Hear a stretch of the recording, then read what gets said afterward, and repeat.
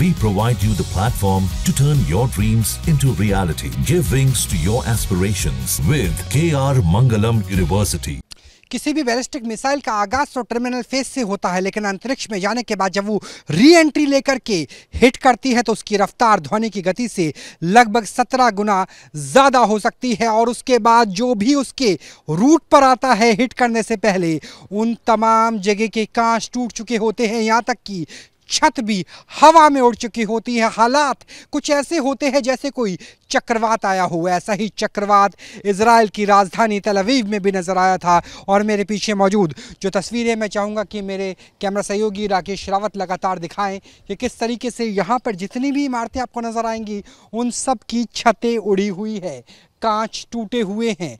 हालात ऐसी है कि अभी सरकार ने उसे डेंजरस यानी रिस्क जोन घोषित कर दिया है और अंदर से सामान निकालना भी मुमकिन नहीं है। ये तल अवीव का ऐसा इलाका है जहां पर वो यहूदी भी रहते हैं जो कभी भारत से माइग्रेट होकर के इज़राइल में आए थे। और ऐसा ही एक परिवार हमारे साथ बात करने के लिए जो गुजरात और महाराष्ट्र से यहाँ पहुँचा था, भारतीय हैं और अभी भी उन्हें थोड़ी बहुत हिंदी बोलनी आती है। हालांकि ये दशकों से तल अवीव में ही रह रहे हैं। मैडम, सबसे पहले इधर आ जाइए, मैं आपसे आपका नाम जानना चाहूँगा।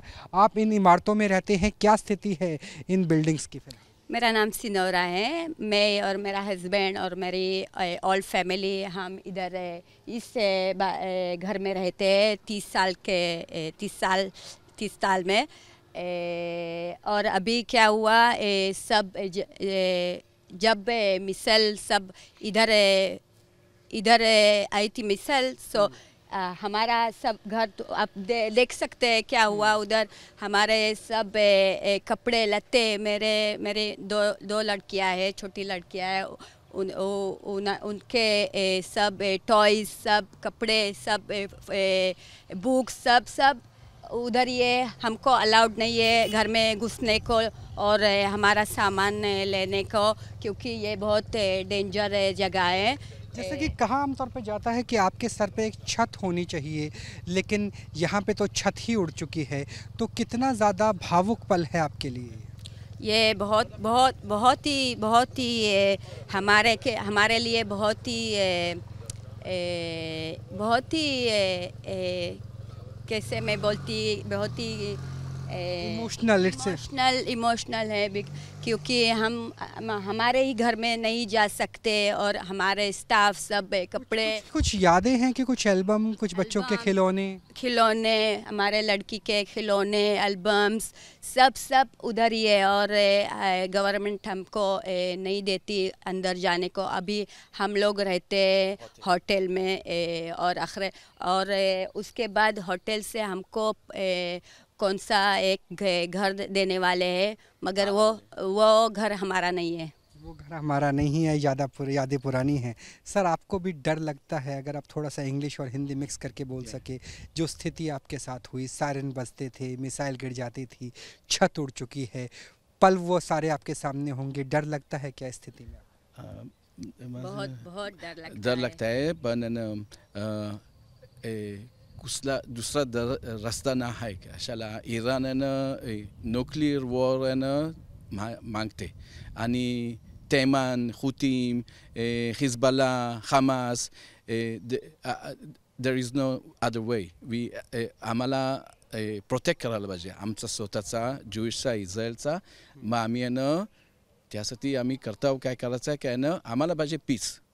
आणि किती वर्ष अगोदर इराण आणि इस्रायल होती पीस संगत, आणि इस्रायल आणि इराण कंपनी होती संगत, आणि आम्हाला पाहिजे पीस। पण इराण वक्त आम्हाला जो मौजूदा रजीम है खमीनी, वो नहीं चाहते कि दोनों के बीच शांति हो और इस जिहादी मानसिकता की वजह से ही लड़ाई की। हाँ, हे जिहाद आहे हे बिल्कुल चांगला ना है। हे तेनका पीस करायला ना मागत, तेनका ज्यूइशला, इस्रायलला मारायला खत्म करना चाहते हैं। आम्ही नुसतं थोडा बारका पॉइंट आहे देश ग्लोबवरती, आणि ते बी घ्यायला मागतात। ते आम्ही नाही कबूल आहे। आम्ही उभा राहत आहो, आम्ही लहानचं स्मॉल आहो, आपण इंडिया अमेरिका संगत आहे आम्हाला पीस करता येते आणि मी मागते की पीस होईल, आम्ही मागतो पीस, पण आहेत ते जिहाद ये इनका कहना है कि जो इज़राइल की मौजूदा सरकार है, खेमेनेई हैं, वो जिहाद मांगते हैं और हम शांति मांगते हैं। अमेरिका भारत की मदद मिली और उनकी वजह से शांति के हालात फ़िलहाल तो बन गए हैं, लेकिन ख़तरा नज़र आता है। जो इनके हस्बैंड है ये मराठी हैं, इन्होंने मराठी में बताया कि कैसे संबंध हुआ करते थे ईरान और इज़राइल के, पर्शिया और यहूदियों के, लेकिन उन संबंधों के ऊपर कट्टरवादी सोच हावी हुई और इसी वजह से दोनों मुल्क इस वक्त एक दूसरे के जानी दुश्मन बने हुए बैठे हैं।